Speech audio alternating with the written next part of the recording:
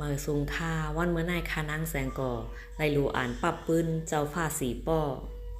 ภาษาอังกฤษเย้าคานางแสงก่อได้ขึ้นเปลี่ยนภาษา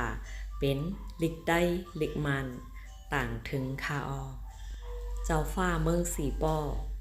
เจ้าจ่าแสงและเจ้านางมเหสีจันตรี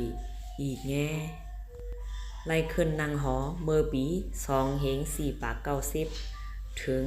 2เหง5ปาก2ค่ะเยี่ยมด้วยหางหอหลงสีป้อแค่พางเก่าเจอหลีเก็บซิมไว้เสลองตั้งปืนแก็บเจ้าจ่าแสงแลเจ้านางมเหสีจันตรีอีกแง่ข้าวตีเตรียมต่างถึงปันตีเนื้อเฟซบุ๊กตั้งหน้าเฟซบุ๊กค่ะมาส่งค่ะ